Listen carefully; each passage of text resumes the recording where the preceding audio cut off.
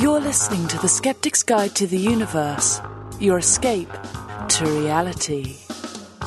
Hello and welcome to the Skeptic's Guide to the Universe. Today is Tuesday, August 23rd, 2022, and this is your host, Stephen Novella. Joining me this week are Bob Novella. Hey, everybody. Cara Santamaria. Howdy. And Jay Novella. Hey, guys. Evan has a family thing, so he's not here this week. And I'm just getting back from Italia, my Italy trip with my family. It was awesome. Totally awesome. The pictures look wonderful. All right, Steve, what was the best thing you did and the best meal that you had? All right. Well, the best thing was just hanging with my family. Totally. I mean, that's 100%. Lame answer. True. It's not lame. It's true. It it's is like, lame. When do I get, but both of my daughters are adults, mostly living outside the house, and so we got to hang as a family for the first time in a long time. So that was the best thing. But the best touristy thing I did was climbing the Duomo of the Basilica in Florence. Nice. Jay, you didn't do that when you were there. I didn't. The line was too long, and you got to buy skip the line tickets. That's what we did. You got to buy skip the line tickets. Yeah, the line's massive. Just buy the tickets where you get to go right up. Well, there was another thing too. I'll tell you, because when I went, it was last October, and COVID was like much worse back then because Yeah. So we were definitely doing crowd avoidant behavior. Yeah, and that was one of them. Because you were in a very claustrophobic closed stone stairwell. You can't. 457 steps. It's a workout, but it's totally worth it. When you get to the top, there's nothing higher in Florence. You get a 360, view of all of Florence and the surrounding Tuscan countryside. It's absolutely gorgeous. When you get up there, everyone said this is 100% worth it going up. Now, is it true that they give you a free cannoli when you get up to the top? No, they should. They should, but no. All right. So your best thing was that, and now the best meal. This is the important one. All right. So here's the thing. The first night we flew into Rome. Right, we spent a few days in Rome. So we get there. We've been traveling all day. It was like a long flight. We're tired. It's late at night. It's especially late. Like for us, it was like 3 a.m. So we literally went into the first restaurant we saw. No research, nothing. It was like, all right, this is just our first meal. Zero expectations. It was the best freaking meal we had in the whole trip. Yeah. Oh my God. I shut your had wad the first day. The cacio e pepe. That's awesome. It was the best cacio e pepe I've had. I had 3. I tried it 2 other times, so I had 3 samples. That was the best one. So first, the bucatini, like the pasta, was perfectly cooked. It was perfectly al dente. And, just the proportion of the cheese and the pepper and everything was just perfect. The other times, like the second time I had it, they went a little too heavy on the pepper. The third time I had it in Florence, they was like, "Where's the pepper?" It was like all way too cheesy and not peppery enough. That's one of those recipes you got to completely dial it in. But my big question was, how did I get to be 58 years old and never have cacio e pepe before? How did we miss that? Wait, what the hell is it? What do you mean? You've never had cacio e pepe? No. That's like my favorite dish. Yeah, it's I know. It's awesome. Bob, like it's remarkable.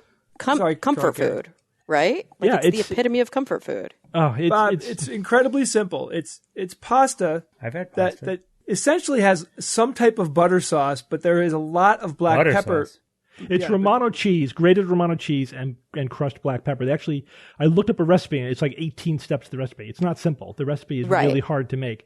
You have to cacio stir fry the pepper, the ground pepper, and then you mix in the cheese, and you cook the pasta very al dente, and then you put that in the pan with the pepper. Then you put the water from the pasta water into the pot until the pasta is perfectly cooked, and then.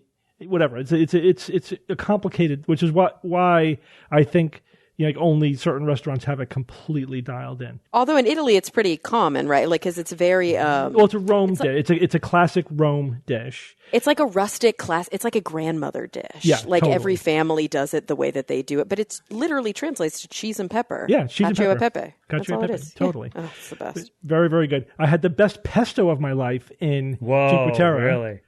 Jesus. Usually, I like pesto, but usually when I get it, I'm disappointed halfway through because it's a little bit too much. This was perfect pesto. I could have had 3 plates of it. It was awesome. So from Rome, we went to Cinque Terre, which is there's 5 towns. That's the Cinque, built on the side of a cliff. This was just our relaxing vacation, although quote unquote relaxing meant climbing up and down a cliff 5 times a day.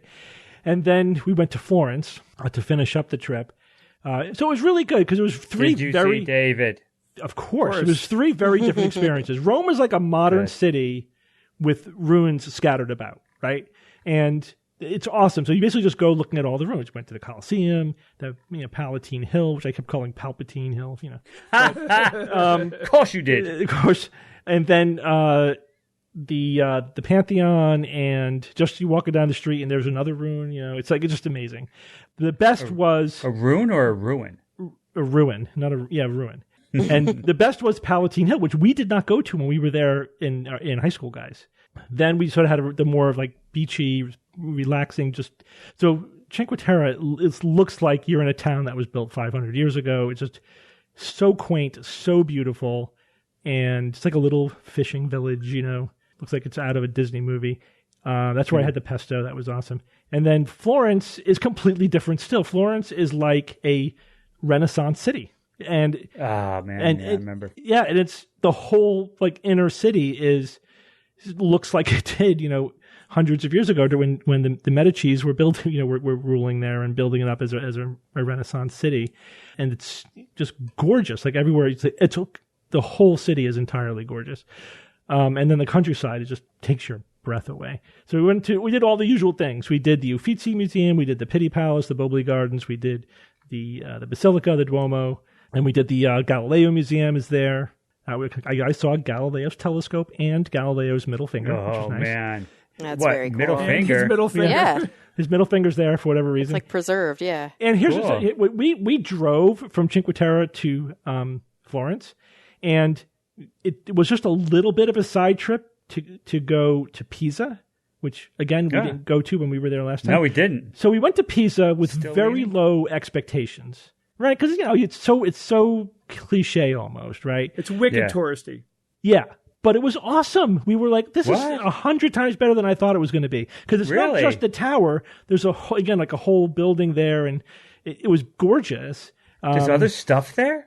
Yeah. It was impressive, and it's huge, and it looks like it's about to fall over. It really does. When you're up there. It's like this thing. Why isn't this thing falling over right now? It's like it looks like it's right on that edge. Of course, they stabilized it the way it is. They've done a lot of stuff to it. Yeah. You can't go in it, right, Steve? You can go up to the top. We tried, but what? But there was like, you could come back in 3 hours. We're like, no, we're just here for now. So I would never do that. I just, as much as I know intellectually that it's not going to fall over, it's going to fall over. you feel like it is. But it was gorgeous. I was like, wow, that was a nice little surprise. We just did it on a lark.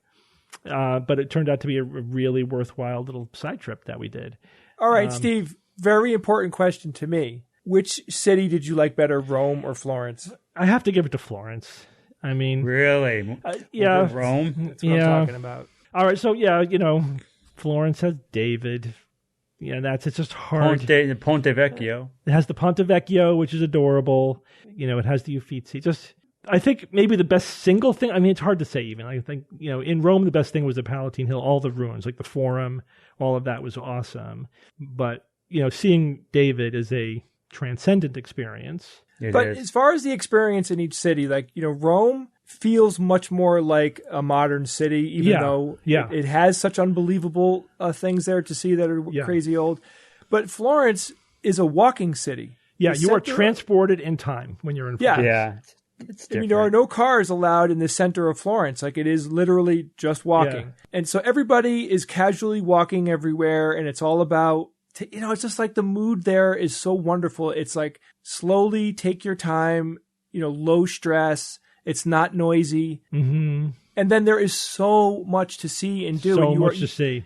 You are steeped in unbelievable, beautiful architecture. Like every building looks like it's comes from the other building. You know what I mean? They're all related to each other in a way that no other city really can pull off. Now, the one thing that Rome has over Florence, Steve, I don't know if you got into these details, but the bread in Florence is flavorless.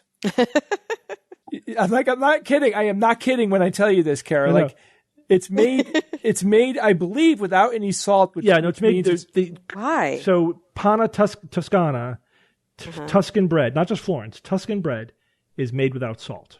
Okay. And so when you eat it, it has no flavor.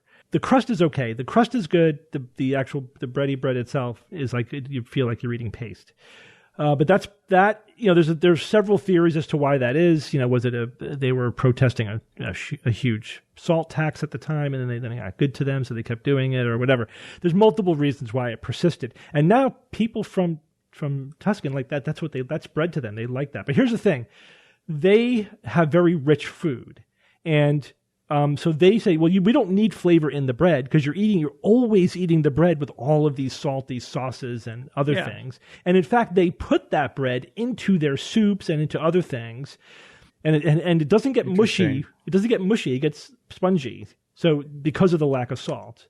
Oh. So so it makes sense. But I did note that in some of the restaurants they would give us both Panna Toscana, like the Tuscan bread, and salted bread. That was delicious. So sometimes we would get both, but not every time. And I had some like the Tuscan tomato soup was off the hook, like just incredible. And that had had the bread in it.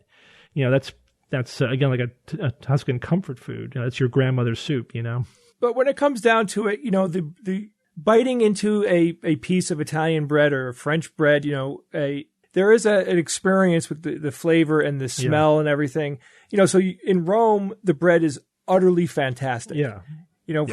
As a standalone thing, right? Because Steve's right. Like you're combining a lot of that bread with the food and everything. And the bread, like everything else about it is perfect. It just doesn't have much flavor.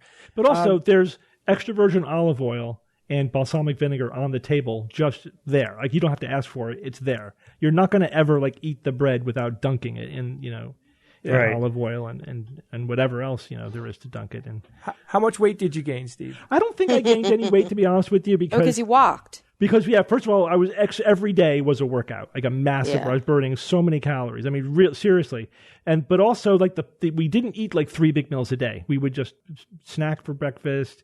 We would if we did sit down for lunch, I had a salad, and then I just had my one pasta meal a night or meat dish, whatever, like my main deal. And the portion sizes are not huge, so I did not feel full at the end of the meal. I was like, all right, this is good. This is like, if I eat this, I wasn't on a diet. No way. You weren't trying hard enough, man. But I really don't think I gained any weight because it was just like, I had it totally under control. Like, another thing is, the Italians obviously have obesity, but most of the people there, like compared to Americans, are thin, Like, you wonder, how could they be eating this food every day and not be fat? Because part of it is that it's so good. It's satisfying. Like, you have a little bit of it. Like, that was just, I'm satisfied. That was so awesome. And rich, Americans eat, it's like, we always talk about counting calories and like calorie control. So much of that is portion control. Yeah. Yeah. So much of it 90% is portion control. Yeah. Like, I remember one time going to a restaurant and there was this like woman who ordered and she said, okay, I want this and I want a box. And they were like, to go? And she was like, no, I just want a box right now. And they're like, okay. And she put, 75% of it into the box. And she saw us looking at her when she did it. And she was like, I lost like 100 pounds by doing this. Yeah. I just, when I sit down, at a restaurant, I take 75% of my plate and I put it in the box and then I eat it for 3 other meals. So my advice to anybody who's going to travel to any of these cities is train, work out. Seriously, get in as good a shape as you can. You want to walk, you want to do stairs, because every place that you want to go, you are going to be climbing stairs. And you don't want to like not go to the Boboli Gardens or not go to the Duomo or not climb up to the top of the Palatine Hill because, it's too much for you. So that's my advice. Obviously, this depends on a lot of particulars about the individual, but get in the best shape you can so that you could see the most, get the most out of the trip. You might not think about it. Like, it's too late when you're there. Oh, yeah. Forget about it. Yeah.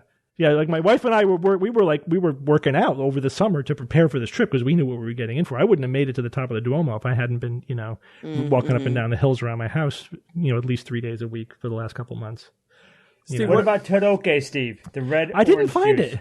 Holy crap! That's did not find it. All right, what about gelato? That was everywhere. Like everywhere. All right, just checking. Gelato is awesome. Steve, isn't the landscape in Tuscany just it looks like it's a slice of heaven? It is storybook. It's amazing. I love it with the cypress trees and everything. That's really interesting. I knew this, but I looked it up again just to confirm.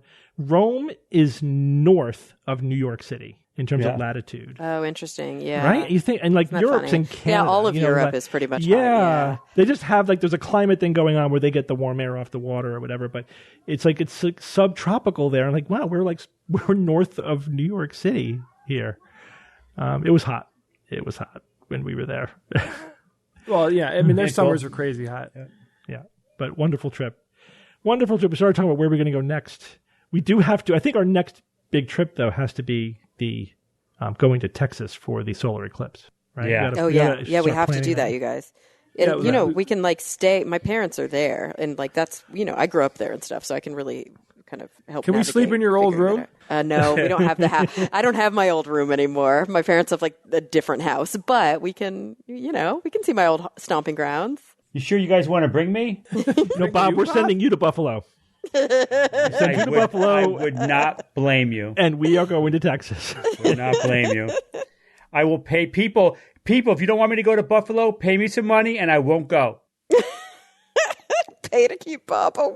That's so sad. It took me a minute to figure out what you were getting at, Bob, and then I'm like, oh yeah, Bob has the ability to obfuscate anything happening in the sky. Yes, I will ruin your viewing pleasure. Yeah. No, we don't really believe that Bob controls the weather. It's just confirmation bias. But we have had a string of bad luck. We have had a string of bad luck. God, Bob, I've been rolling a string of ones, my friend. Yeah. Bob, imagine if we go to Texas and it is cloudy. I mean, that'll cement this thing into eternity. Into myth for eons. Oh, yeah. All right. Well, before we get to the news items, actually, we're starting with a news item that we discuss in our upcoming book, The Skeptic's Guide to the Future. So we want to update everybody on the book. So we have two promotional thingamajigs happening with the book. One is an exclusive offer for SGU listeners. So if you're listening to this podcast, you can go to the link that we will provide on our book website. So you go to the skepticsguide.org, you click on our books. There will be a link there. There already is a link there that says pre-order the book, for The Skeptic's Guide to the Future. And that takes you to the publisher's website. Now, we do that because we have control over our website. We don't have control over the publisher's website, and we want to make sure we always can give you all the information you need in a timely fashion. And it's just one more click through to the publisher. We'll explain what you're going to find there. So the publishers will it's not there right now as you're recording this, but I think by the time this show goes up, they will have a link on their site. You can, if you have pre-ordered the book in any format, you can submit your pre-order information, like your receipt information, and you can get an exclusive sticker decal that you could put on your laptop or your computer or your backpack or wherever you want. I want one. Number two is, just like with the first book, we will be signing a bunch of book plates. There's a couple of different retailers who are doing a signed book deal. It'll be a limited number. Like, obviously, we can only sign a finite number of book plates. And then those links will be there as well. So again, that link isn't there right now, but that as we're recording this, it may be there by the time you're listening to this. But just check back if it's not there. Just go through our website. We'll keep you updated on our website, where you can order through a couple of different retailers pre-signed books. So if you don't anticipate that you'll be seeing us in person sometime soon, you can get a pre-signed book. If you do anticipate you'll be seeing us at any of our live events, we always do book signings when we're there. So. Now, there's another little secret that I want to drop, Steve. Go ahead, Jay. In chapter 23, now we've never said this before, but in chapter 23, about midway through the chapter, Steve gets naked in the chapter. Mm-hmm. What? I got naked while I was writing it and while I was recording the audio version. But there had to be in really character. There is nudity in this book. Just keep this in mind. Steve is naked while he was writing it. You have to think about that when you're reading chapter 23. That's all I'm going to say. I don't want to drop too many more secrets this early on. Now, one of the things that we touch upon in the book on the future of energy is, will we have space-based solar power in the future? Is that going to be a thing? And now, Jay, you're going to start us off on the news items because the European Space Agency is actually considering it. Tell us what they're doing. Yeah, there's a lot of things to tell you guys about this. I know and I'm sure all of us are going to have a lot to say after I get through the meat of this one.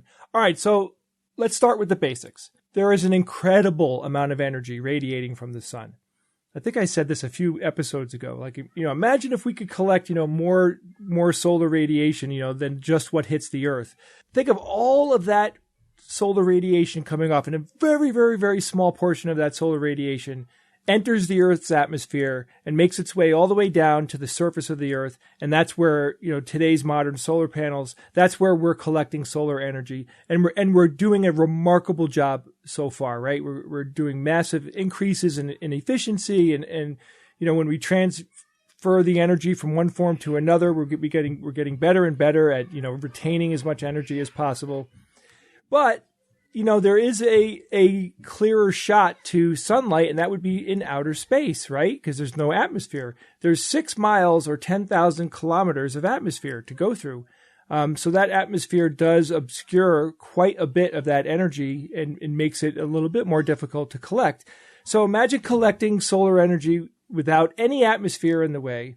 So space-based solar collection, if it were in outer space, would be able to collect solar radiation 24 hours a day because, as most places on Earth, there's a nighttime, and at night you can't collect solar radiation. So anyway, that would be another perk for that. The European Space Agency, also known as the ESA, is actively considering to increase their energy independence, especially, with things like what's going on in Ukraine with the war and, realizing that they're relying on other countries or other areas of the world to get energy from. They want to be independent. They want to be able to produce as much of their own energy as possible. They also want to decrease their greenhouse gas emissions, which is great. So the ESA has decided that they were going to hire researchers to estimate the cost and benefits of space-based solar collection. The director of the ESA, Josef Achbacher, is presenting his plan for space-based solar collection, and it's going to be called the Solaris Program. And he's going to present it to the ESA in November. Now, it's estimated that the satellites could collect as much as 1/3 of the annual 3,000 terawatt hours used in Europe, right? So that's a lot of energy. And they're saying that this solar array that they could potentially put up in outer space could collect 1/3 of the annual energy usage, which is a lot. That's a lot of energy. Now, the idea to put solar collection satellites into orbit is something that we've seen in science fiction, right? I mean, I've seen tons and tons of pictures throughout my life of some type of thing in outer space collecting energy or redirecting energy or shooting energy beams from the moon to the Earth and that type of thing. The satellites that they're proposing would convert solar radiation into current and then beam down the collected energy in the form of microwaves. And those microwaves could be received by a photovoltaic cell or antennas, where then it would be converted again back into electricity. The satellites would be put into a geostationary orbit around 36,000 kilometers from Earth. There would be dozens of these satellites. They would be very big, each one approximately 10 times the mass of the International Space Station. So I don't know if you could visualize how big that is. That's big. That's big. The current space station, the ISS today, is about 450 metric tons. And just so you understand, it took a very long time. It took 10 years to construct that space station in low Earth orbit.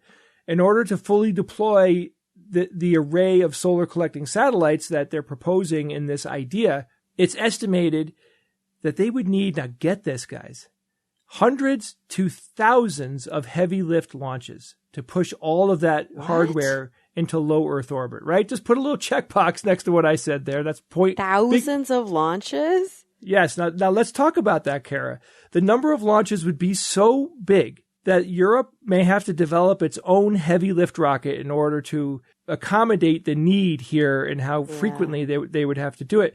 Now, so with current and near future launch capabilities, so as an example, right, what do we got? We got SpaceX as a commercial company. NASA has heavy lift rockets. Other countries have heavy lift rockets. So what they did was they said, well, how often would we be able to schedule our hardware to be launched by, what will it look like in the next 20 plus years? Would we be able to hire enough launches to get it done? And the answer is no. And they were saying that it would take 4 to 6 years to deploy just one of these dozens of satellites that they need to deploy, right? Because if you took to get a third of their energy. Yeah. Now let's keep going here. The entire endeavor would cost hundreds of billions of euros. That's a lot of money. That's an incredible amount of money. I'm not saying that we shouldn't spend hundreds of billions of euros on space. I'm just saying for this particular thing, I think that's a lot of money. It almost seems out of reach and maybe not the best way to solve the problem that they're trying to solve, which is to become mostly independent, and they want it to be green. So a few years ago, Elon Musk actually made it clear he thinks that this whole thing is a bad idea. He said that the collected energy would need to be converted twice as many times as solar collected on Earth, right? This would, every time you convert the energy, you lower the overall output because you lose energy during the conversion process. So he's saying like, okay, so let's say that these solar arrays can collect double amount of solar radiation. Well, you're going to lose about 50% of your energy just by the conversion process. So there's lots of technologies that are not there yet that would have to be there in order for this thing to make sense in any way, right? It has also been estimated that if they're collecting solar radiation in outer space, that it would be 3 orders of magnitude more expensive than Earth-based solar collection. 3 orders of magnitude 1,000 times. Mm-hmm. That's crazy right there. So as per the new program, they could start development. If it gets approved, they could start this whole project as early as 2025. Wow, that's not too far from that. If you think about it, it's only a few years, not that far to go. So the ESA's Project Solaris will spend an initial investment to study the feasibility of all of this, right? So here's the part that brings things back into reality. They decided we need to invest some money so we could check our math. Let's make sure that everything we're talking about is legit. So they want to answer questions like, how would this be actually implemented? Are there environmental, health, or safety issues that would be involved? Are there regulatory issues or international space policy considerations? How about this? Is the technology even possible in this time frame? And when we say the technology, we're talking about lots of technology. Even like them having to build their own heavy lift rocket, like, is that feasible? Would they even be able to get something on its feet soon enough to have an impact on this project? Now, I would imagine that this project would require an incredible amount of work to be done in space itself, right? I think about the amount of hardware that they're putting up in space, 10 times the size of the ISS. Well, there happens to be a lot of man hours, like real people have to be in space using their hands, using power tools to put stuff together like this. Now, I don't know. Is it possible that they'd come up with drone robots or, to do this work? I have no idea. I don't think they'd have to on some level. Also to maintain them. Here's the other thing you didn't mention, Jay. I don't think you mentioned it. The life expectancy of solar panels right now, the industry standard is 25 to 30 years, but it's anticipated that a orbital solar panel would have a much shorter life expectancy. First, it's getting sun 24/7, so right there it's going to be like half. But also space is not a very friendly environment. You think, there's no weather, there's no moisture, but it's just not a friendly environment. There's radiation, again, the solar wind, etc. So what if the life expectancy is like 15 years? It wouldn't be. Yeah, it really starts to get crazy when you think about all those factors. Yeah. Now, I had an idea. This is like a nightmare situation, right? So let's say they get half of these satellites up, and they've spent $50 billion already to get doing this, right? And then the first fusion reactor comes online, and they're like, what a nightmare. No. What I mean is they've invested all of this time and energy, and now we have a working positive energy flow fusion reactor that, at that point would need just to be rolled out and reproduced. Or just really good next gen fission reactors. Yeah, you know what I mean? Exactly. Or just man. next gen geothermal. Like the real limiting factor with geothermal is the locations. But if you could cheaply drill deeper, suddenly there's way more locations where you could put geothermal. So anyway, I think this is probably the last thing they should be dumping billions of dollars in order to fight climate change, in order to get clean energy. The technology's not there yet. We'll think about it in next century. For now. All you need is an afternoon of Googling to figure out that we're not ready for prime time. It's just way too early, to be considering this. I think we can have a future where where we can have, solar-based, space-based solar collecting, even on the moon. Even the moon has benefits to things in orbit. But there's so many things to consider.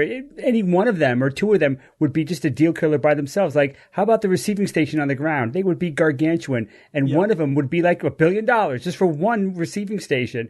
Oh man, yeah. Let's robotically maintain them in orbit. Yeah, we've done that before. Yeah, we've had robots working in space like that. And you can't have people doing it because of the high radiation dangers in in geosynchronous orbit. It's not good. High risk, high radiation dangers. It's just I can't believe they're considering this for more than an afternoon. It's like it's not ready. No time. Well, it's not the time to do it. Do a feasibility study. Sure, do it. But, I mean, I would not sink serious money into this. I think it should be pretty cheap to figure out that this is not ready, as you say, for prime time. This is a next century kind of thing to think about. Yeah, I could got to get way cheaper to get into space. We got to have much better solar technology. We have to have robotic, remote technology that can maintain things. It's just not ready. And again, by the time this becomes feasible, we might have fusion, as you say. Yeah, and you have to exhaust all the terrestrial-based solutions first. Before you start strapping metal to rockets and trying to push it into orbit and get into that whole fiasco, right? Because it's a whole other thing. Exhaust every single land-based option that you have first. And we're not even close to there yet. I mean, what about putting it on the ocean? Rooftop, low-hanging fruit. Use this money to put solar panels on every rooftop of every building, right? Do that first. That's a lot. That's more energy. That's a third of our energy right there. That's more than this. Yeah, but then a thousandth of the cost. Yeah, but Steve, then even when you got to maintain it, you got to go all the way up to the roof, and there might not be an elevator at the top. You got to take stairs. Like, there's insects. I mean, come on, Steve. Well, I'm torn here because I love the space enthusiasm. It's a sexy idea, but it is a siren. It's a technological siren song. It is not something that we should be sinking a lot of money into. It's not as dumb as solar roads, but it's pretty much in the same category. Yeah. Oh my God, Steve, that's such a diss. Solar roads really, like if you're compared to solar roads, you've hit rock bottom. It's just not practical. Like it looks good on paper, but it's not practical. That's what I mean. All right. Let's move on. You could read more about that in our book. As I said, Steve, where can they what's happening with this? What do you mean they could read? Go to skepticsguide.org, click on our books, and there you will see a link to pre-order The Skeptic's Guide to the Future. There you go. Thank you. Okay. This is a really interesting paper. This is about the underlying theory of how people make decisions. Kara, you're going to be really interested in this. Okay. And the question, so it's a provocative article. It's a provocative article. The title of the article is "We Don't Have 100 Biases. We Have the Wrong Model" by Jason Collins, who is a behavioral economist. Economists also study human decision making, right? Buying and selling and all that stuff. There's a lot of overlap with social psychology, behavioral psychology, and neuroscience in general. Here's the analogy he starts with. In the back in the day when we had a geocentric model of the universe, right? We thought the Earth is at the center of the universe, and everything went around the Earth. And that model predicted how everything should be moving in the sky. But of course, like the planets and the sun and everything, didn't move the way the model predicted. So they had to make exceptions. They had to make tweaks, add epicycles. And add all these tweaks in order to make the data fit the model. But at the end of the day, that was replaced by the heliocentric model, and then Kepler's 3 laws of planetary motion, etc. So you have an elegant, simple model where you don't have to make a lot of exceptions. That explains most of our observations. Yeah, there were a few tweaks with like Mercury, etc. But then we needed relativity, Einstein. Same thing. Now, but with relativity, we don't need any more tweaks. At least when looking at like how stuff is moving in the sky, right? Okay, so he said, what if we're in the geocentric phase of scientific research, trying to understand how people make decisions, why people make the decisions they do. And right now, this is sort of an overly simplistic explanation of the current state of the science, but this is basically what's going on. At least the behavioral economists, their core theory, their core model of human behavior, of human decision making, is the rational actor model. That people make rational decisions in their own self-interest if they have enough bandwidth, right, enough cognitive processing power to get to the optimal answer, and they have the willpower to execute it, right? So, but people are basically rational actors. Now, we know that that's not true because, but behaviorists study all of the exceptions to that, and they call those deviations from the predictions of the rational actor model biases or heuristics, right? Mm-hmm. And so, but that's what he means by maybe there aren't hundreds of biases. Right. Maybe the rational actor model is just wrong, and we need a better model that won't require all of these tweaks to explain how people actually behave.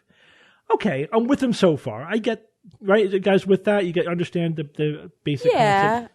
Yeah. I mean, basically, but I also don't see like biases as exceptions to the rule.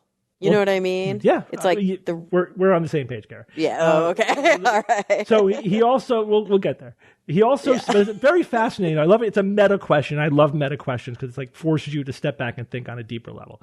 And then he goes on to say, it's like, and there are other models, like the rational actor model isn't the only one. There's also like cognitive dissonance model that says we make decisions based on minimizing our cognitive dissonance, which is a disconnect between different beliefs that we hold at the same time, right? Mm-hmm. So, but most of those are partial or conditional or situational, and they're kind of tweaks to the rational actor model too. And so that doesn't solve the problem for us. So now Collins doesn't say, here's the new model I think we should go with. He's just saying we need to find a new model, right? He doesn't say what it is. Okay. And then he talks about like, how might we get there? And he says, well, we can, maybe learn some things from artificial intelligence, like AI algorithms have behavior to optimize outcomes, and so that's kind of like what people do. And so we could study how AIs make decisions, and maybe that will provide us some insight. He talks about evolutionary psychology, like, which is a thing unto itself. And I know it's very problematic, but he said that might provide us some information about why we do what we do. And he said, but this is what we need to do. We need to find a way to figure out a better model. Here's a money quote. This is where he lost me. I'm going to just quote a paragraph that he says. But the proliferation of models is a problem parallel to the accumulation of biases. A proliferation of models with slight tweaks to the rational actor model shows the flexibility and power of that model, but also its major flaw. Economics journals are full of models of decision-making designed to capture a particular phenomenon, but rarely are these models systematically tested, rejected, or improved, or ultimately integrated into a common theoretical framework. And if you can find a model to explain everything, again, you explain nothing. So, okay, I partly agree with him there. That, yes, we do need to question our models. We do need to say, could there be a more elegant, approach to this rather than just, slapping on exceptions and biases and more tweaks of other specific models. And I also agree that, he talks about the fact that this kind of research is a massive replication problem, and maybe there's a reason for that, because we're not really we're not linking all these things together to some underlying theoretical framework. We're missing a comprehensive theoretical framework. So he did not convince me, and here's why. Kara, you can tell me, I'm interested in hearing what you think about this. So the thing is, he didn't really mention what I always thought the answer was to all of this. He didn't mention two things, which basically are at the core of my thinking about this topic. So we talk about on the show all the time, almost every time a neuroscience, like psychological study comes up, we ask, are we at bedrock here, or are we just looking at downstream effects? Like, is this fundamentally how the human brain functions, or is this just a marker of what's really happening, underneath? We talk about, like, the marshmallow test wasn't, at least not in every case, wasn't looking at what was really happening. So yes, we have to question that. But what if, here's my big what if the underlying theoretical framework is that there is no elegant theory of human decision-making?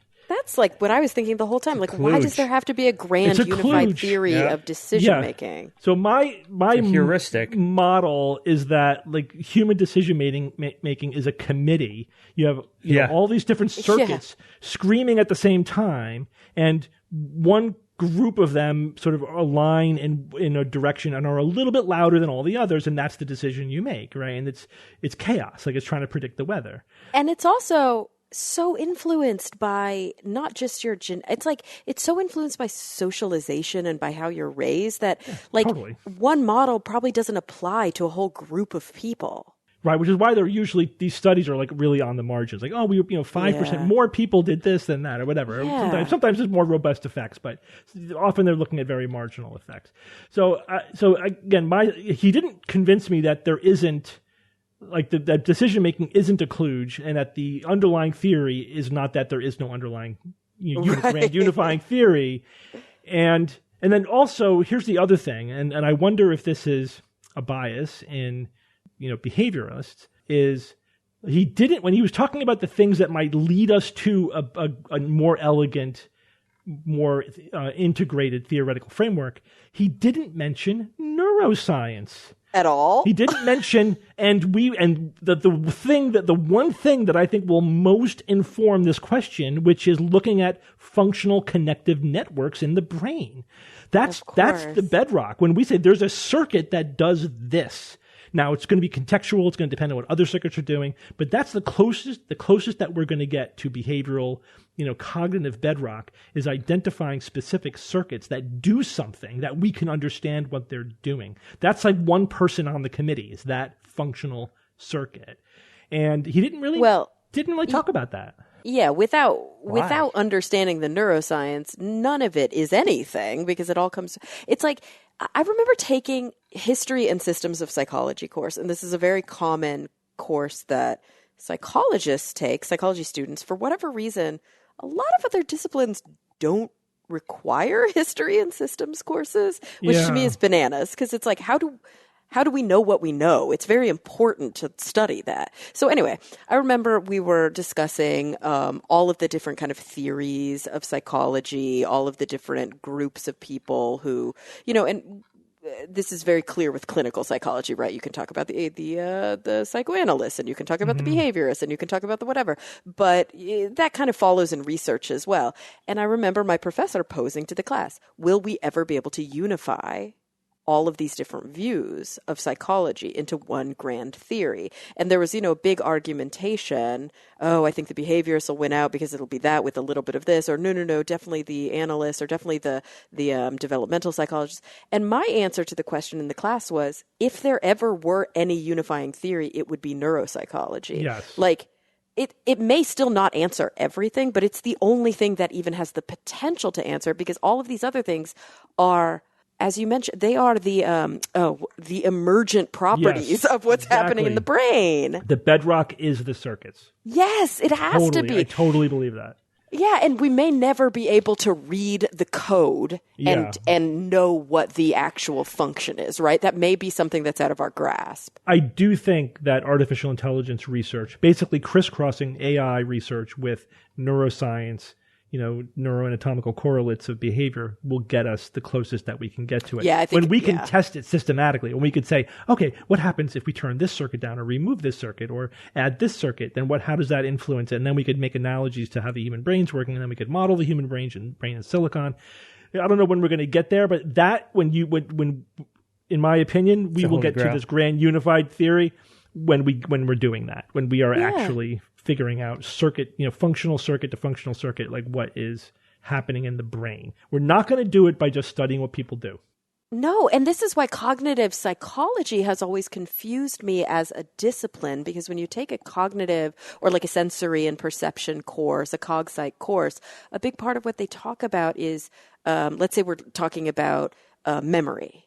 There are all these concepts that you have to know, like, the phonological loop and the sketch pad and the whatever, and you're learning all of these, but they're constructs that never are describing the fundamental correlates. And I'm always so confused in these classes, because I'm like, this is just someone's model. It's almost like language and then the thing that the language describes. Like, Like once we know it's symbolic interactionism, and we know that the deeper we get into language, the more meaning we have around the concepts that the language itself describes. But the language is not the table. The word table is not the table. I would make a different analogy. It's like trying to understand the speech centers of the brain by studying language.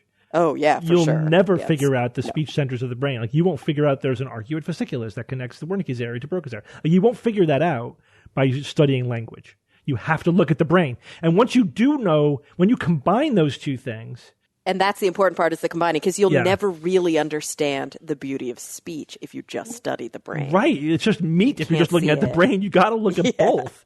You know, it is, you could say, oh, there's circuits are firing, but you don't know what they're doing until you connect it to behavior. You need both. That is the critical thing. So I think that was a big hole in his argument. And he didn't convince me that, again, that biases are tweaks to a wrong model. I think biases are real phenomenon representing algorithms that are actually in our brain. At least some of them are, and maybe some are maybe not, again, not at what I call bedrock. They're not fundamental. They may be manifestations of more fundamental things that are happening, like different contextual manifestations of more fundamental things. And, you know, I do think we are figuring some of that stuff out. Like, you know, people fundamentally want to be loved and, you know, want to feel secure and whatever, all these things, you know, those are sort of fundamental, and that could manifest in 100 ways, you know, but we don't call every 100 things its own thing necessarily. You know, sometimes we do, because what they're describing is what we can see in research, right? That's, as we say all the time, this is a construct, because we're looking where the light is good. We're studying what we can measure in research. In university undergrads in a psychology course. Right. It's not necessarily what's actually happening in the brain. But fascinating thought process here. You know, just try to this. We talk about this all the time, and this was like right on the money in terms of this meta question about what is the model of behavior. You know.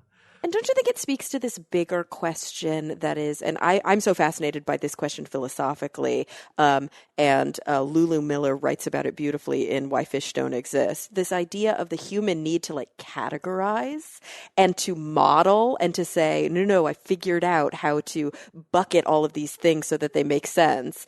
And this obsession with like, oh, but now that's an exception. Just like you said at the very beginning, what if the model is that there is no model? Like, why do we need to model everything? That's a circuit that makes us want to do that. That's one of our biases. That's how we grapple with, it is. You know, so here's, it's worked well in the past. This is a concept that I think is very legitimate, and that is that our brains are not powerful enough to grapple with reality. Mm-hmm. And so we have tons of algorithms whose basic purpose is to get close enough to reality with the we're least, all about the heuristics, with the least shortcuts. amount of processing power. So it's like efficiently getting an approximation that's good enough. That's how our brain good enough to spread our seed. Those are Steve, those are heuristics. If you're at work, if you're at work and you screw something up, you just tell your boss, I mean, it's good enough. I did a good enough job, right? I mean, because you really can't blame any one of us for screwing things up because our brain is not perceiving reality. Is that what you're saying? No, because that's why we have external systems in place like checklists and checking things over multiple times and multiple people checking over mission critical things. And performance reviews. Rather than relying on brute cognitive power, we rely upon external systems that minimize error. Error minimization is a thing. That is a total discipline unto itself, and it is critical when you're flying a plane or doing surgery or practicing medicine or whatever. So, and this comes down to, you've opened a can of worms with that question. I'm just going to give you a very quick answer. This comes down to how we combine the heuristic approach, right, with the analytical approach. Mm-hmm. So first, you get the first blush of, oh, this feels like this to me, right? Yeah, validity. But I have to do, now I have to back up and go through analytically and say, if I do the math and look it up and go systematically through all the things, do I get to the same answer? Or am I missing something or whatever? Sounds like science to me. You've got to back it up with analysis. When you talk to like astrophysicists, like actual experimental or even theoretical physicists, I feel like they do the same thing when they do their mental math. I have so many friends who work in physics who will be able to rattle off large numbers really readily, but they're not calculating to the, single digit. They're just able to go, it's roughly, however many light years. It's roughly 500 million of this because they're doing order of magnitude math. Right. We call it a back of the envelope calculation, right? It's an and estimate that's close enough to think about plausibility or whatever. Because when you're working with sufficiently big enough numbers, it doesn't really matter if you're off by a million or whatever. Right. And then they're able to do the real calculations and go, oh, okay, This that is has exactly what the 17 number more is. zeros. We did something wrong. Yeah, but knowing that solar-based solar panels, space-based solar panels cost 1,000 times as much as ground-based space panels is enough. We don't need to know that 5 decimal points is places how much more expensive. That order of magnitude estimate is enough. And that's a good skill to have. That's a good skill to have. And that's sort of a good parallel between Saves the time. heuristics that we use to figure out good enough versus the science that we use to get it down to the, third decimal place. Decimal point. Exactly. Right. But we do have to remember also that we, evolved in a much simpler environment, and now we're trying to use those heuristics that we learned, in the wild, in a complicated technological civilization with thousands of years of culture and history and everything behind it, and systems, like legal systems and economic systems, etc. So our evolved biases and heuristics are evolved estimates that minimize our cognitive energy to get to a good enough answer is not good enough anymore. Yeah, and can that's be why we hurtful. need institutions and systems and math and philosophy and we need all these things. The big not only artificial is it- intelligence. The takeaway is we're Not big o- fat kludges. Yeah, totally.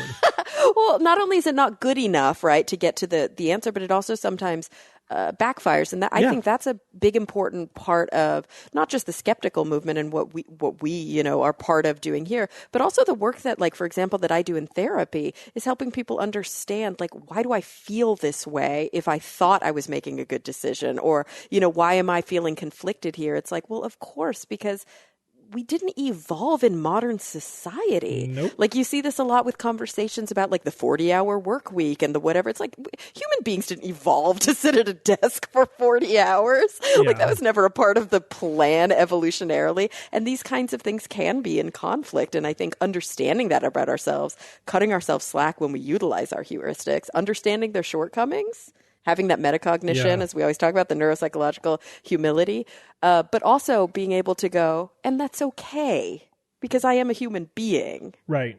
And also, it's humility and it's also compassion. And I know it's very challenging in the current political environment. It's really hard not to be judgmental, even really angry at people who believe things that feel so wrong to you. Right, and it's easy to moralize and be judgmental, but you have to understand they're just following their algorithms the same way you are. They just have different inputs and outputs than you do.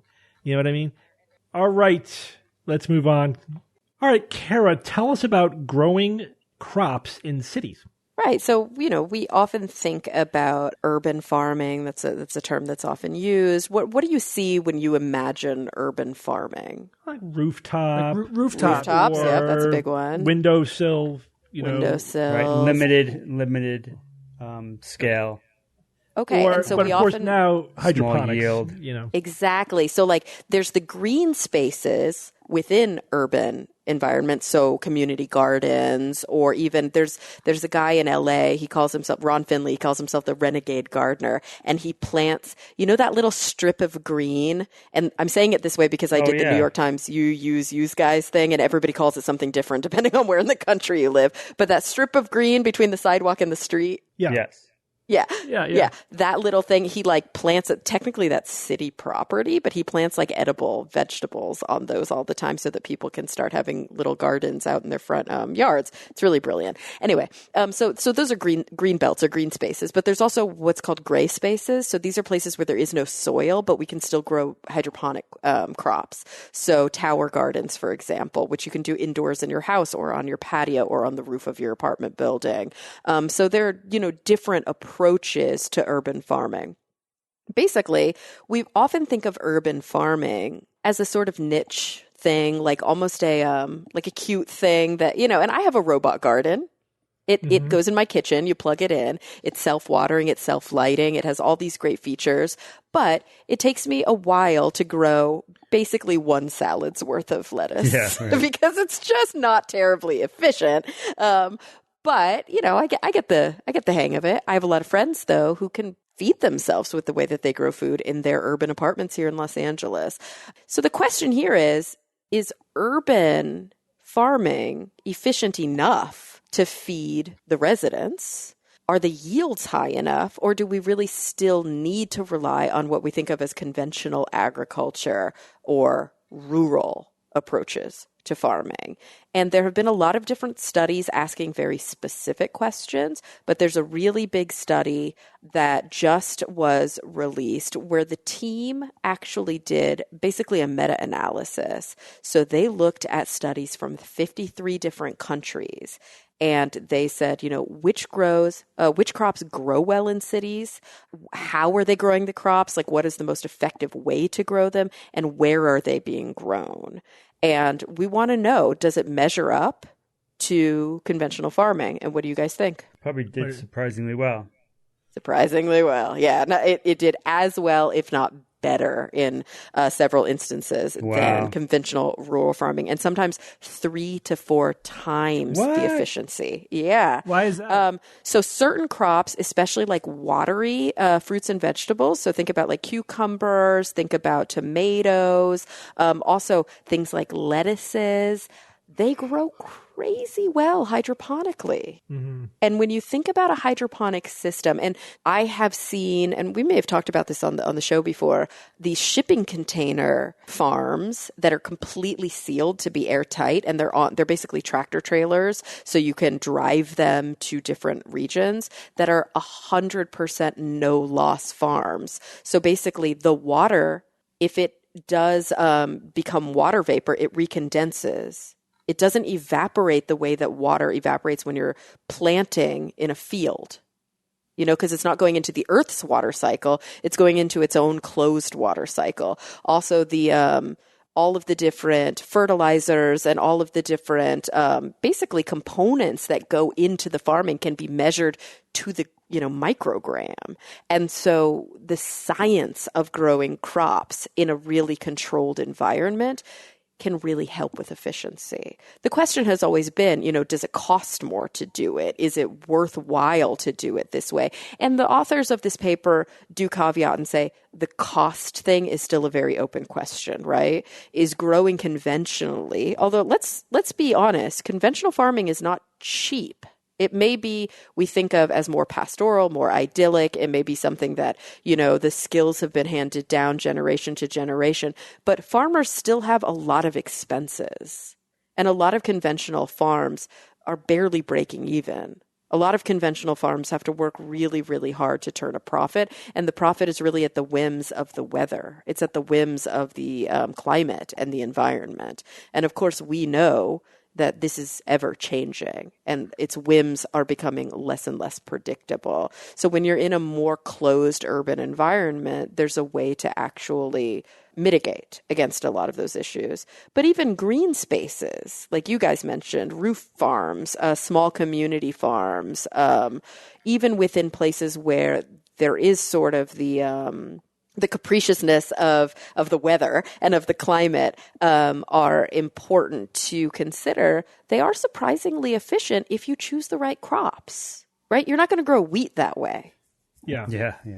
Yeah, that's right. But you're going to be able to probably grow lettuce. Yeah, Really, leafy and vegetables are good. Yeah, leafy greens, vegetables grow super well hydroponically, but they also grow well in a really planned small farm where you can rotate. And so basically the big takeaway from this study, and again, remember 53 different countries, a ton of different studies, because this was a meta-analysis, that across the board, most rural settings, crops grew as well, if not better, and sometimes up to 3 and 4 times as well as in conventional agriculture. They also surprisingly found that there weren't a lot of differences between indoor and outdoor green urban growing. So it could be that we're not as efficient as we need to be with the indoor closed spaces. It could be that a lot of people who are doing these community gardens are really being innovative and learning how to grow the right things for their right climates. Regardless, what we are finding is that there's just not that much data. This study is a good first step, because what these researchers, and it's almost kind of like activist research, they're basically saying these questions need to be answered from a policy perspective, because when we go to local governments and we say we need to invest infrastructure, we need to be putting our money into these urban farm initiatives, they're saying, why? Show me that it's going to be worthwhile. Show me the ROI. And the data just hasn't really been there because it's been really like piecemeal and mismatched, and like the variables haven't been controlled. And so this large meta-analysis is showing us that, for example, only 5 to 10% of like legumes, vegetables, tubers are grown in urban settings. 15 to 20% globally overall of food is produced in cities. But does it need to be that way? Could we up those yields significantly and actually save money in the process? And this study is showing that maybe it looks like, at least from what we see so far, urban farming is as efficient, if not more efficient, and it could become even more efficient with more investment in technology. Yeah, more R&D. Totally. Yeah, it's all about growing the optimal crop for this location and the situation that you're in. That's like a huge part of maximizing efficiency. Which you don't have to do if you have a closed system, because you can mimic almost any environment with lighting, with humidity, with concentrations of different, nitrogen concentrations, different soil concentrations. It's pretty incredible what you can do in basically a crop lab. I mean, think about it. Almost any ag university is growing every crop in a lab right now. No, I was talking to Kevin Folta about this when I was trying to get something to fruit. And he's like, here, get a bulb, like an infrared bulb with this very specific frequency, and that will induce fruiting. Like they have it dialed in. I think we talked not too long ago about hydroponics. I mean, remember hydroponics, first of all, it's vertical. It uses very little water compared to land-based, and there's no pests, no pesticide, no loss due to pests, no resistance to pesticides, none of that. And with no soil, you're not having to, first of all, harvest soil or grow soil. You're not having to deplete the nitrogen that's in the soil. No fertilizer. No fertilizer. Yeah. I mean, it's better for the environment. It's better. And again, it doesn't work for every crop, but for the crops that we can grow that way, we can do it in a small space, highly efficient, fewer ingredients going into the farming equation, and less basically pollution coming out of it. And you're growing the food where it's going to be eaten, so you don't have to truck it across the country. You're growing it in the city where you're going to sell it. You're growing it basically in situ, which is so smart. All right. Thanks, Kara. Yep. Bob, tell us about protons having charm. Those charming protons. Yes, protons were in the news, and researchers claim the evidence that could change physics textbooks.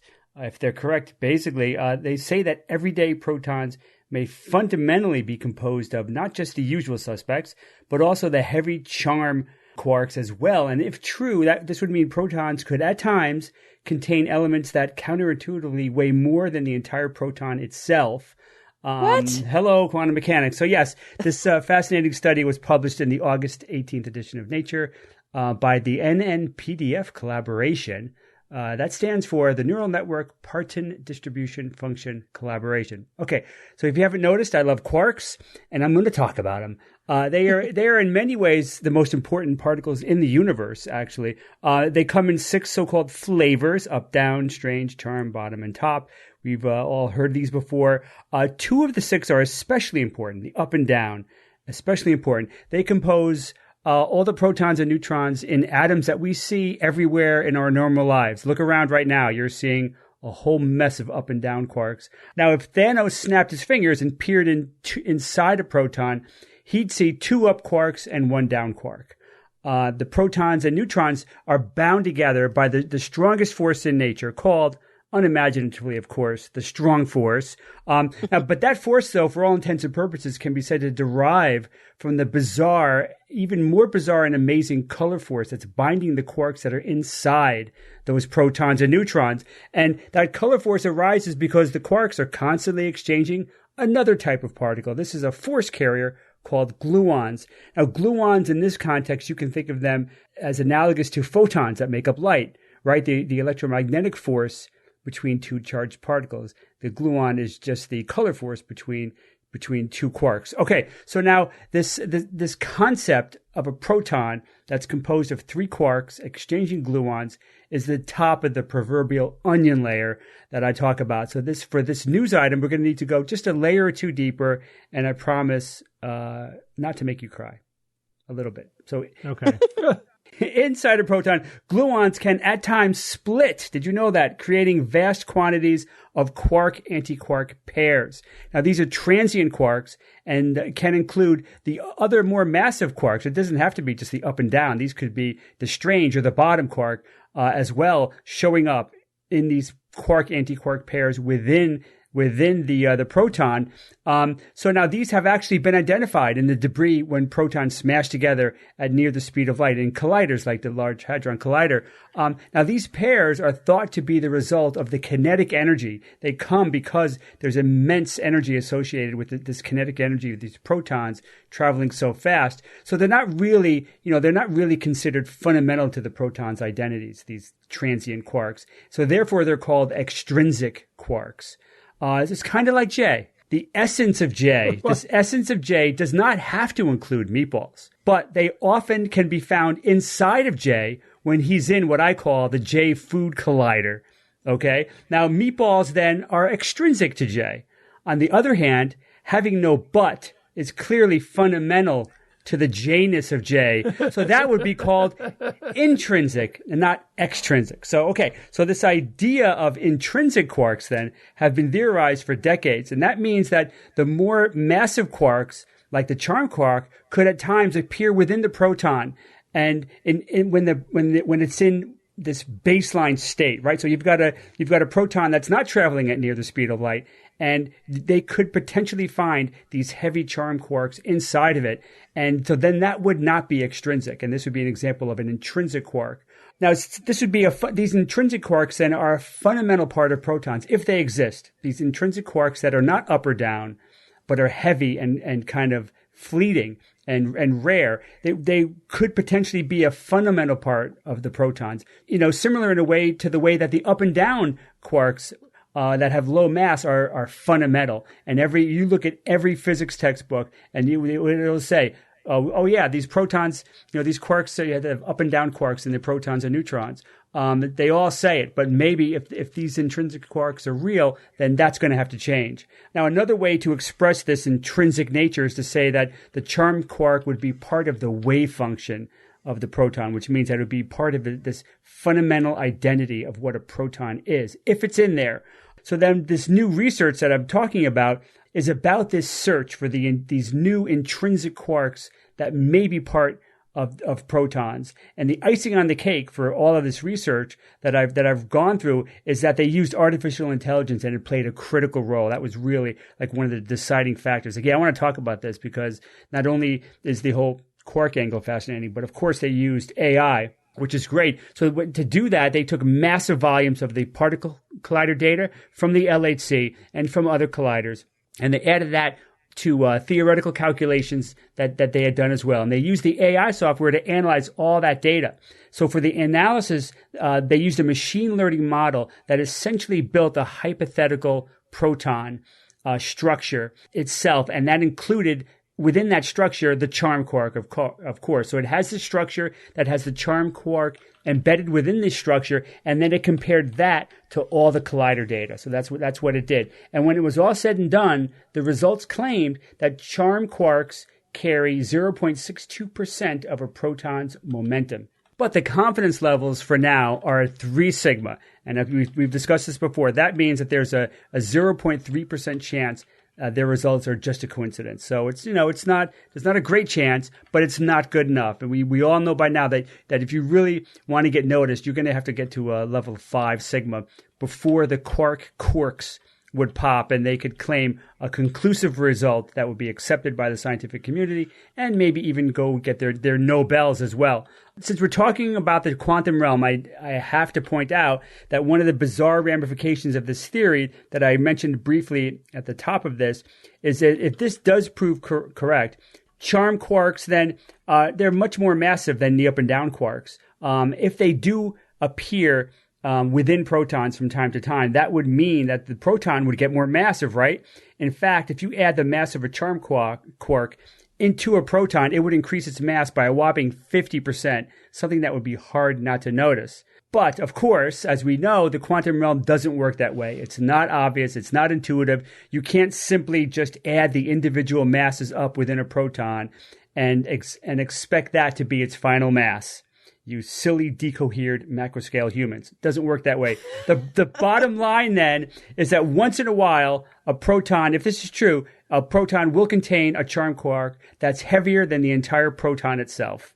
And the universe just is like, that's not going to really happen. And it does, so it's counterintuitive. It's hard to wrap your head around it, but that's how it works. So looking into the future, so what's going to happen with this in the future? Well, first off, I think they're going to get that to 5 sigma. I hope they can get it up there. And then they will have conclusive proof that these charm quarks can be an intrinsic part of protons.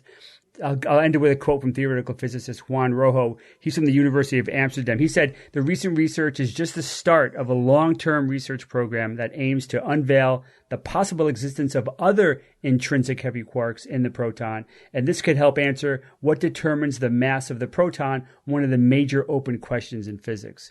So imagine in the future if not only they show that charm quarks are intrinsically part of protons, but also the other strange and top and bottom quarks are also those others super heavy, and they're super heavy. They're many, many times heavier than protons. So that would be even more kind of counterintuitive that they could potentially exist fundamentally within protons, but also be much more massive, which is so quantum of it, right? That's so quantum. So quantum. So it's just a fascinating idea. I've heard of these intrinsic and extrinsic quarks before, and this really helps solidify that in my mind. It's fascinating because there's so much going on inside that proton. It is so not just, oh yeah, here's a few quarks and some gluons. There's so much more going on, and I'm just scratching the surface. If you like any of this stuff, look it up. It's endlessly fascinating.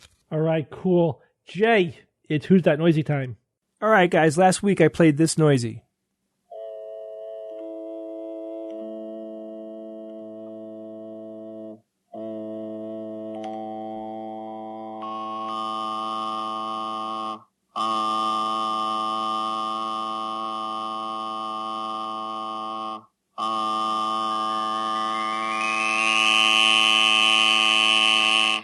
You guys have any guesses? That's easy. That's my electric toothbrush.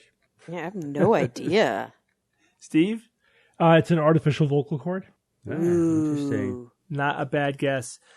So there was a lot of really, really good guesses this week. So, I guess the reveal is going to happen relatively quickly on this. But Jim Kelly wrote in and said, "Hi, Jay, this week's noisy reminds me of overtone singing, a.k.a. throat singing, where the singer changes the resonances of the vocal resonance of the vocal track to make it seem like they're producing multiple separate notes." So Jim, you're not wrong, but you're not completely correct. I'll leave it at that because I'll tell you the whole thing in a second. Brian Fort wrote in and said, "Hey Jay, it sounds like an artificial throat that is changing its aperture to create various harmonics like a Tibetan throat singer." Again, close, very close. Lots of good stuff in there. Not correct enough, though. All right, this next one was sent in by a listener named Jeff Lotes, and Jeff says, hey, Jay, first-time guessing, long-time listener, and patron, ding, ding, ding. This sounds like someone building up an electronic buzzer sound by adding successive Fourier components. It could even be a square wave, which has a very buzzer-like sound. So when he says Fourier, he's talking essentially about there are pure tones and then there are overtones. And I think in this context, he's talking about collections of overtones, which adds to the puzzle here. So Jeff is not correct, but it adds a little bit more info, which I just find this very interesting. So we had many people guess correctly. I got a few people here that guessed correctly in different ways. So one person guessed named Joshua Twilley. Joshua said, "Hey, dear Jay, you rock. This week's noisy sounds very much like a recording of a human voice that has been put through sinusoidal partial editing and resynthesis." Here is the hypothesis. Sinusoidal. The original audio file has been put through a piece of software that deconstructed the sound wave into component sine waves. I'm not going to read the whole thing that he said, but that could very well be what this sound is. So you did answer correctly. He says the noisy starts off with many of the original sounds, partial overtones removed. So a lot of the things that he put in here is absolutely correct. So that's a win. Shane Hillier wrote in, this week sounds like a speaker layering overtones in such a way that causes acoustic beating that sounds similar to human vocal utterances.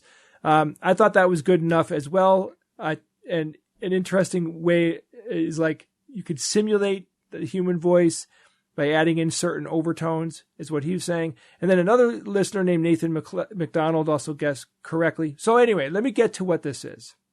So I will say right out of the gate, I don't know exactly how these sounds were generated. They could have very well been a normal human voice that, software picked apart all of the components that make up a human voice. But let me explain to you what you're hearing and what is a human voice. Like, why do our voices sound the way that they sound? Well, there are core tones in our voice that basically make the root or the bulk of our voice. And then there's something called overtones. And overtones are other frequencies that are mixed in. They absolutely have something to do with the shape of your throat, the size of your throat, the shape of your head, the shape and size of your nasal cavity, the ways that the density of your bones actually affect the sound that comes out of your mouth. You have vocal cords, and it's basically like your vocal cords are one thing, and then you have other parts of your throat that add to the sound of your voice. There's skin and folds of skin and tissue in your throat that do these things. It's very complicated from a physics perspective. But what's happening is there are tons of overtones that are being created, right?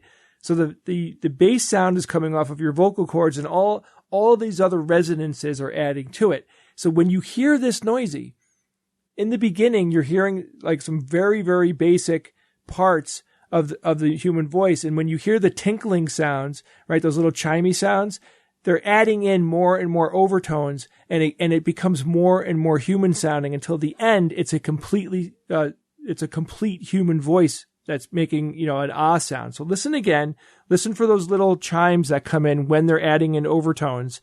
And you'll hear this thing start off as very non-human sounding, and it becomes completely human sounding because of the overtones.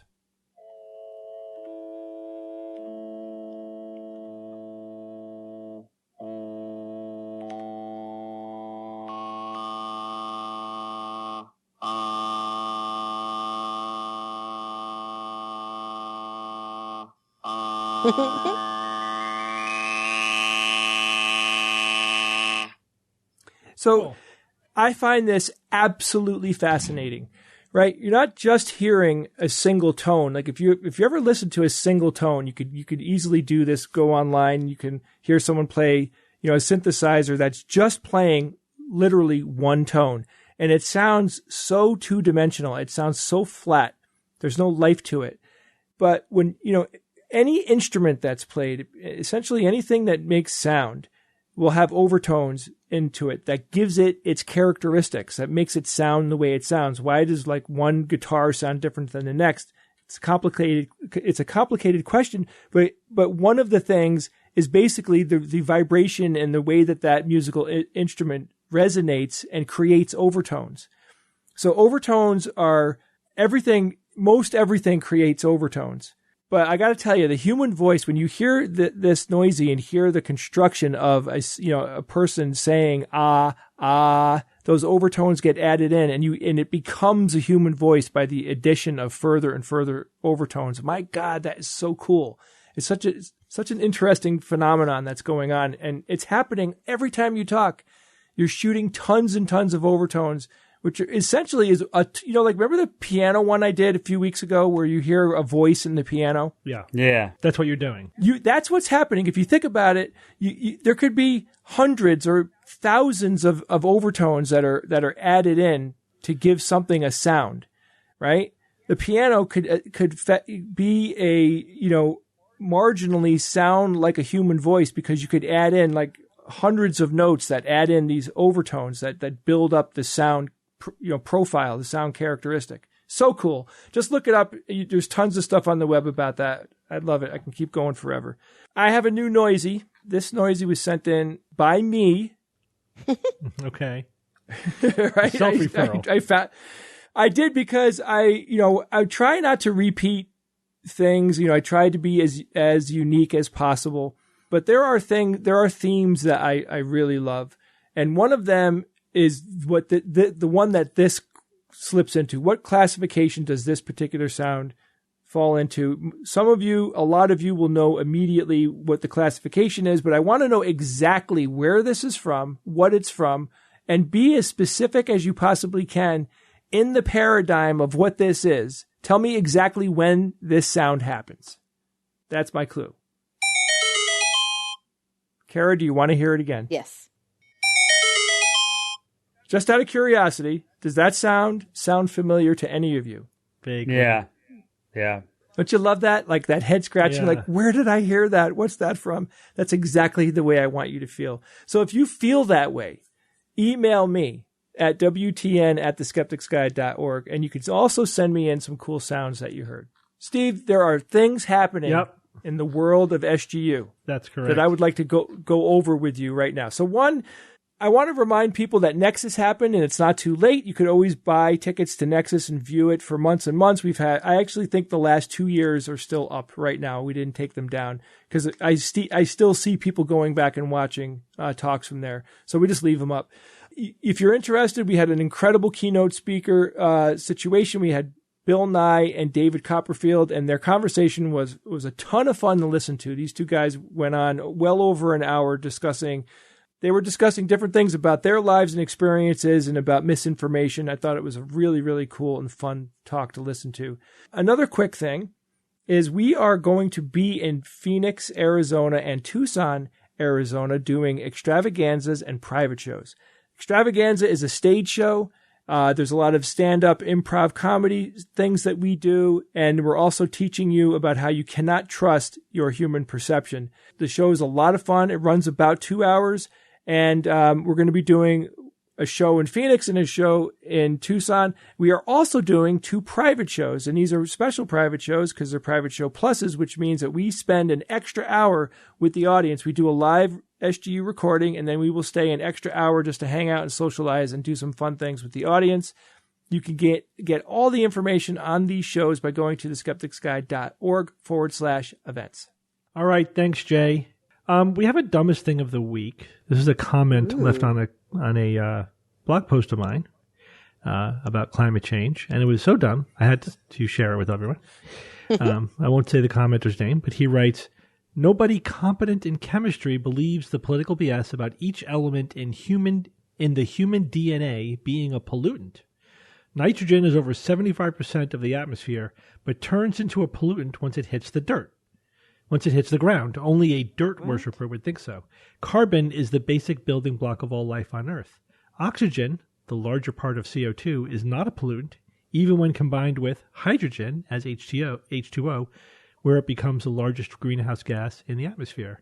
So go ahead, humor your politically correct self, and believe political hacks that the very elements that make up your DNA are the biggest problematic pollution on Earth." Oh. Yeah. Yikes. So a lot to unpack there. Steve, do we even have time to talk about this? What's the core logical fallacy in there? Is it the naturalistic? What's it called? The naturalistic? Is that? I always screw up the title. Appeal to nature fallacy? No. Yeah, the appeal to nature. Oh, okay. Not like it's in you. So it's fine. Yeah, I mean, sort of. That's not the core fallacy. That's woven in there a little bit. So what am I not seeing? It's a fallacy of division. It's like when you say that, like when you confuse different levels of organization, like the pieces all have the properties of the whole, or vice versa. So, it's ironic that he starts with, pontificating about being competent in chemistry and then makes the dumbest chemistry third grader mistake possible of confusing the properties of elements with the properties of compounds that contain those elements. Right. So, nitrogen is in our DNA. Therefore, nothing that contains nitrogen can possibly be a pollutant. I know, that's bananas. It's bananas. Yeah. We breathe air. Therefore, if I put an air embolism in your vein, you wouldn't die. It doesn't make any sense. You can't just transfer, even in, not just in quantity, but just an application. Some things are toxic when they're used a certain way. But it's also when you combine different elements together, they have different chemical properties. Yeah. Right. I mean, that's how chemistry works. I mean, that's a basic tenet. That's the fundamental aspect of chemistry. Yeah, you cannot judge a chemical based upon its elemental constituents, right? I said, actually someone else opened up with, so, cyanide's okay then, right? I mean, it's just hydrogen and nitrogen and stuff. I said, yeah, would you drink benzene? That's just carbon and hydrogen. How about formaldehyde? That's CH2O. It's water with a perfectly natural carbon attached to it. That actually makes it healthier. So drink a boatload of formaldehyde. It's nonsense. But this guy is he's getting judgmental about calling climate change scientists pseudoscientists because they don't understand what. I mean, what is he saying? So that's like saying everything contains quarks and quarks are natural. Yeah, there's quarks in water. So anything with quarks is fine. Can't possibly be bad. And I think he's confusing. He's also there's also a straw man in there, which I know only because of other comments that he left. Because he's also trying to say that when people talk about reducing the amount of carbon we release into the atmosphere, that they're talking literally about carbon and not carbon dioxide. Right. Yeah. It's no one believes that. It's only a problem when it's carbon dioxide. When it's that's what they're talking about. It's just shorthand. They think there's just CO2. Charcoal. Again, he's just projecting the worst possible straw man. Exactly. And then making it even worse, gaffe himself. It's just it's just kind of mind numbing. All right, but here's the thing: he didn't invent this. You know where he got all this from? Where? Who? Mike Adams. Oh boy, he's parroting Mike Adams. So this meme is out there. That's pretty sad. It's pretty sad. He's not even original in his ignorance. Yeah. Do you know what that reminds me of, Steve? I just made a weird connection in my head. Have you guys seen, I think it's on Hulu, there's a New York Times documentary. They just did one all about Mercola and anti-vax and how dangerous it is. It's great. It's this great, super skeptical, awesome, ultra mainstream. I think it was a New York Times documentary. It may have been ABC or something. But yeah, it's really good. Check it out. Okay, so it's called The New York Times Presents Super Spreader. Yeah. And it's all about super spreading misinformation. Awesome. On COVID. Yeah, it's really great. You can see it on Hulu. It just came out on August 19th. Highly recommend you guys. Thanks. Sounds great.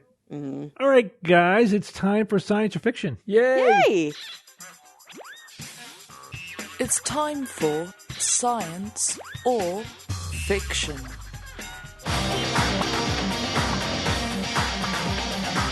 Each week, I come up with 3 science news items with facts, 2 genuine and 1 fictitious. And then I challenge my panel of skeptics to tell me which one is the fake. And there's a theme this week, because of course there is. And what do you think that theme is? Florence. Yeah, Italy. Definitely Italy. Florence. Specifically Florence. Okay? See, now you're going to make me feel bad, Steve. All right, here we go. Item number 1. Florence Nightingale, the founder of modern nursing, was named after the city of her birth, Florence, Italy. Item number 2. When the Nazis were fleeing Italy during World War II, Hitler ordered all the bridges of Florence to be destroyed to slow the Alliance advance. However, the private tasked with setting the charges on the Ponte Vecchio deliberately failed to make a proper connection, sparing the bridge. And item number 3. In 1527, anti-Medici rioters dropped a bench from a parapet, striking Michelangelo's David and breaking off his left arm in 3 pieces. Kara, have you ever been to Florence? No. I've only been to Venice in Italy. Yeah, only Venice, huh? Mm-hmm. Yeah, I know it's weird. It's a weird city to only have been to. Yeah. So does that mean I get to go first? Yes, you go first. Okay. All right. These all are totally believable and also completely unbelievable. Florence Nightingale, obviously we know of her, was named because she was born in Florence. Who does that? I have a friend named Austin who was born in like Houston, I think, which is weird. Austin from Houston? Yeah, I think so. He's not from Austin, but he's definitely from Texas. And then this middle one has so many details. When the Nazis were fleeing Italy during World War II, Hitler ordered all the bridges of Florence to be destroyed. Nazis fled Italy? Wait, what? I didn't even know that happened. Did the Nazis? Yeah, remember when they lost World War II? Remember when that happened? I just remember, like, but they already had, like, these fascist allies. Why did they also have to be in Italy? I didn't realize that they were... I'm so confused. Private tasked with setting the charges deliberately failed to make a proper connection and save the bridge. I mean, that seems believable. And then this last one, anti-Medici rioters dropped a bench. Why a bench? Oh, I'm assuming this would... Well, it says rioters, so it maybe was on accident, but maybe it was intentional? That sucks. I've never seen David up close. I'm assuming they would have just, like, I don't know, what would they have, glued it back together? Yeah, a little super glue. Oh, my goodness. I don't know. I'm going to say that the one with all the detail is the fiction because there are too many things that could go wrong there. So I'm going to say it's the Nazis fleeing and the bridge, but then the bridge actually didn't blow up. But this is a total just, like, I threw the dart at the dartboard with my back turned towards it. Okay, Bob? I feel like I would have heard about David and the breaking of his arm. 3 pieces. I'm going to say that one. I just feel I would have heard about that because that would have been such a horrible thing. The Ponte Vecchio one, I just want to believe that happened. So I'm just going to say that one's science. And Florence Nightingale, yeah, whatever. I'm sure it's possible. So I'll go with the anti-Medici rioters fiction. Okay, and Jay? I mean, I'm pretty damn sure that David had the statue of David had a couple of things happen to it. One of them was that somebody hit David's toe with a hammer. Did you guys ever hear about that? Mm-mm. Yeah, I think that rings a bell, Jay. I think I just Yeah. Why would they have false done memory. that? Some crazy dude. Oh, okay. That's not cool. Yeah. Now they have to put metal detectors in all the exhibits and everything. The other toes. Crazy people from destroying stuff. As far as David's arm breaking, I'm pretty damn sure that happened. Shit. Yeah, they have people that can fix problems like that, you know. And then Florence Nightingale, I'm pretty sure that her name was because that she was born in Florence, Italy. I'm not 100% sure about that. And the reason why I think number 2 is fiction is because, one, I absolutely would have heard about it if this story existed because I love World War II and I love Italy and I love the Ponte Vecchio. So I can't imagine through all of my reading about all of these things that I would not have heard of it, right? I have to kind of go off of that because these are things that I am interested in, that I feel like I have a little bit of a base of knowledge about.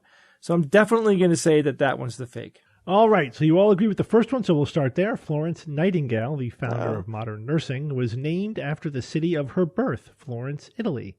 Now, you guys remember that she was a British nurse, right? That's correct. I do now. Oh, well, then it would make more sense. Yeah, then it makes more sense that they would name her that. Yeah, she was named after Florence, Italy, where she was born. Amazing, amazing woman. This is like, we don't talk about her enough. I mean, she really is the founder of modern nursing. I mean, she was in she was a British Army nurse, mainly came to fame during the Crimean War, and she's completely revolutionized the modern hospital, like introducing things like cleaning the bed sheets between patients and like basic hygiene and all kinds of safety regulations that we take for granted now. It was all her. Yeah. I mean, she literally wrote the book and transformed hospital care. First in the military, but then, of course, spreading throughout the world. So, absolutely amazing. Okay, let's go to number 2. When the Nazis were fleeing Italy during World War II, Hitler ordered all the bridges of Florence to be destroyed to slow the Allied advance. However, the private tasked with setting the charges on the Ponte Vecchio deliberately failed to make a proper connection, sparing the bridge. Now, Jay, I know you've seen the Ponte Vecchio. Bob, I know you saw it at least. When's the last time you saw it? 94, I think. Yeah, and I just saw it, of course, last week. And, of course, it's intact and ancient, so it clearly was not destroyed in World War II, right? Mm-hmm. But the question is, how did that come about? How was it not destroyed? And yes, Kara, the Nazis occupied Italy, as an ally, and then the Allies, starting in Northern Africa, then coming up through Sicily, pushed the Nazis out of Italy. When they fled Rome, they, basically the Allied forces overwhelmed the Germans, and they declared Rome an open city, which means no fighting there. So they didn't have to blow up the bridges there. But then what the Allied forces did was they took advantage of that. They stormed right over one of the bridges and captured like a whole battalion of Nazi forces. And so then they moved north to Florence, and they were like, nope, we're not going to let them do it this time. We're going to blow up all the bridges. And they did blow up all the bridges except the Ponte Vecchio. But why did they not blow up the Ponte Vecchio? It wasn't because of a private. This one is the fiction. It's possible that the order to spare the Ponte Vecchio came from Hitler himself, but we know for sure. Nice guy. Yeah, but we're pretty sure that the ranking officer in Florence, who was in charge of the withdrawal, essentially Hitler said, "Don't destroy anything, historically significant, when you're fleeing Florence." Because Hitler was there for a while and he liked the city, thought it was beautiful, he loved the Ponte Vecchio. So we don't know exactly where the orders came from, but it was basically up the chain. Everyone was like, yeah, we're not going to blow up the Ponte Vecchio. But it's also the fact that American tanks couldn't fit across the bridge, so we weren't going to use it anyway. So they didn't have to blow it up. That was a factor as well. But yeah, there was no... if they wanted to blow up the bridge, they would have blown up the bridge. Even if somebody, the first, thing didn't work, they would have just kept going.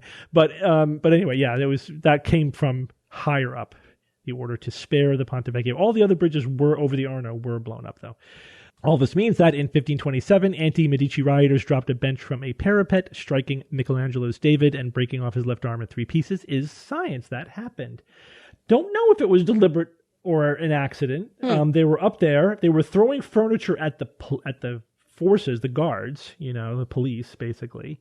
And one of the pieces of furniture struck David, which was in the Piazza Signorina at the time, where quote unquote fake David is now. We called it the Piazza Fake David because there's a copy of David in there, and that's where the original David was when this happened. And then there were later assaults on David. Then they moved it into the Academy Museum where it is now, beautifully placed. I mean, it's they come around the corner. It's like wonderfully. Where it is like part of its of its charm. David was so critically important to the people of Florence. Like it became the symbol of the city. And I like to think, Steve, that when that happened, that everybody just stopped for a minute. We're like, oh shit! You know what I mean? Because that's not cool. To protect it, I just googled David and zoomed into his left arm. I think I can even see where it was repaired. It's pretty seamless. I didn't notice it when I was there. Other mishaps: 1512, damage to the base by lightning. 1813, broken finger on the right hand. 1843, a broken toe. And then the incident that Jay was talking about in 1991, a disturbed Italian artist attacks the toe on the left foot with a hammer, saying he had been instructed to do so by La Bella Nana, the exquisitely beautiful model who posed for the 16th century Venetian painter Paolo Veronese. Nut job. So they had to protect it. Not as bad as the other, the Pietà, with the 80s or something. Some deranged person goes in there and just hammered it to pieces. They had to put that thing together like a puzzle. Jeez. And now it's behind glass. You can't get anywhere near it. The arm pieces were put together by copper nails on David, and of course they fixed it to make it as seamless as possible, and it was good. It looks pristine. It does. To think that statue was outside in the weather. Yeah. What were they thinking? But yeah, now it's perfectly positioned now. That was definitely what an awesome sight seeing him up close. Yeah. Your jaw just drops and doesn't close for a while. What's funny, so we were all looking at David, and I had over the years read a lot about David, and so you looked at the expression on his face, and I always read that like it showed fear. Like he's looking at Goliath and he shows it on his face. But when you look at him from the ground, he looks pretty chill, Yeah, he definitely does. He looks serene. Does it depend on the angle you look at him? Yeah. It totally. If you are at eye level with him, so I've seen pictures at eye level, you can see the furrowed brows, and he is shitting his pants that he's not wearing right then. I don't know, Steve. I've thought about this quite a bit too. The main question I have is this a snapshot of David before or after he beat Goliath. Right before. He's looking at Goliath. He has the sling over his arm. He's putting the stone in the sling with his right hand. He's looking at David, and he's shitting a brick. Oh, That's yeah, he definitely looks concerned when you look at it. Yes. I'm just Googling David's statue at eye level, and it's a completely different look. That's nuts. But from the ground, he looks totally chill. Yeah, and that's how we all see it, is looking up at it. Yeah, it's interesting. I read that his head is a little bit bigger than normal for when he was, because I think when it was initially displayed, it was like on the ceiling, on the roof of some structure, it was like high. And so to make him look more, to scale, more. Yeah. Because it's so big, he made his head a little bit bigger. Yeah. And of course, his right hand hands are a little bit bigger. As well. That's always. Cool. Most people talk about that. Especially the right hand is clearly a absolute bit too big. But and Steve, I remember when the last time I was there, I think in '94. I remember looking at scores and scores of these little David statues that I wanted to buy to do some justice to David, and nobody, not one that I saw, did the big sculpture justice. They're all just like a weird expression on his face. Nobody could catch his face at all at a small scale. Yeah. I remember no one did. I wouldn't. Yeah, I could got to 3D print that damn thing. Yeah. There's something remarkable about how things of beauty, whether it's art or natural things, that they do something to us. Yeah. Mm-hmm. And I think about it, like it's interesting to think about it, like why did we evolve? If we did, I think we did because it's powerful. There might be a really good reason why we're affected by things of beauty like this. I think it's an epiphenomenon. We obviously evolved emotions, for evolutionary advantages. Again, it's hard to tease that all apart, but I mean, those are evolved emotions, and art just exploits those, right? I don't think we didn't evolve to appreciate the piano.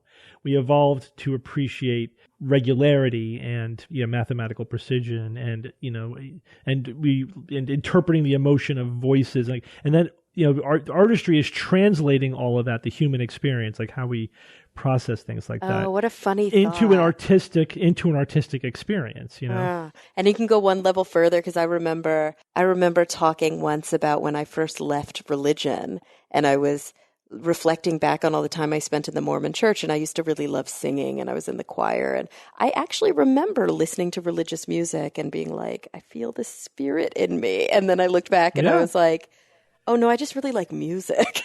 Like music is just very emotional for me. So it's funny that even another layer deeper than that, people can ascribe almost like supernatural or metaphysical kind of properties to that, because it is so evocative and it makes Bob and I were feel talking about this so recently. Much. Yeah? Yeah, Bob and I were talking about this recently. We both have this really intense emotional reaction to certain pieces of music, especially when paired with the correct video, oh my god, yeah, like when you have that combination of emotions in a film with the right music behind it supporting it, it's really powerful, and that's just wired in us. Like it's just and sometimes I'm like, but I don't want to cry about this. Why? What's happening? Why are you manipulating me, you bastard?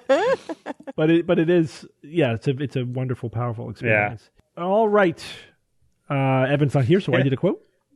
The quote is, "What we call rational grounds for our beliefs are often extremely irrational attempts to justify our instincts." I thought that was appropriate given my news item.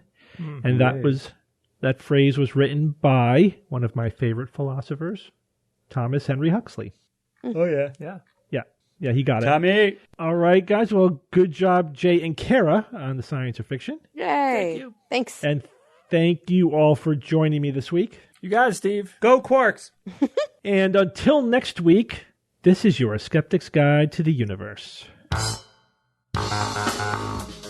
Skeptic's Guide to the Universe is produced by SGU Productions, dedicated to promoting science and critical thinking. For more information, visit us at theskepticsguide.org. Send your questions to info@theskepticsguide.org. And if you would like to support the show and all the work that we do, go to patreon.com/skepticsguide and consider becoming a patron and becoming part of the SGU community. Our listeners and supporters are what make SGU possible.